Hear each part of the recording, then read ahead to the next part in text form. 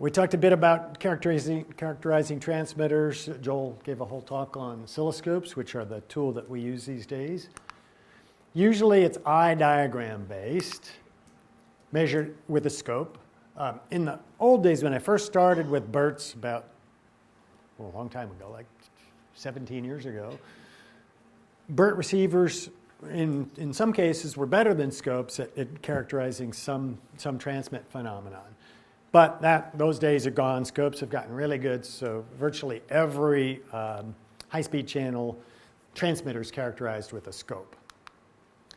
It's relatively quick. It's intuitive, like Joel was telling you. It's time versus voltage. You can look at the single-valued waveform, or you can overlay those and make an eye diagram. And often it involves testing against a mask, so you can kind of understand that if you have nice margins around that mask, you have a good transmitter. Receivers the test is BER based, so the figure of merit for a receiver is, what kind of BER can you get in that channel? The output waveform of the receiver. So the receiver is going to make bit decisions and somehow transmit those bit decisions back to a measuring instrument. We'll talk more about that. But the output waveform of the receiver gives you no idea whatsoever. You could have this beautiful eye where virtually every bit is in error, but it'll still look great on the scope. So you'd see this pristine eye coming out of your receiver. After the slicer's made the bit decisions, you'll have no idea unless you measure the BER. You have to measure that the correct decisions were made, and it will not only tell you if the decisions were made, but how well your clock recovery is performing.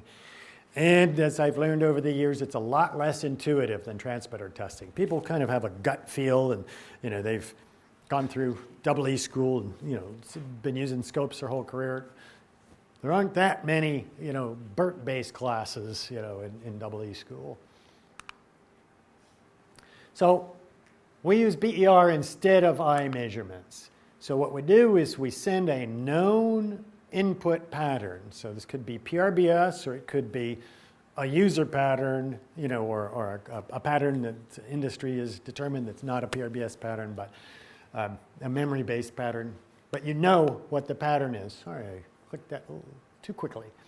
You put it into the receiver, makes decisions, and it somehow outputs those decisions, and you see that the decisions that are output, there's a couple differences here. That guy was supposed to be a 1, and that guy was supposed to be a 1. I think so. Anyway. You see that there was some differences between the output pattern and input pattern. Those we record as bit errors. And what is BER?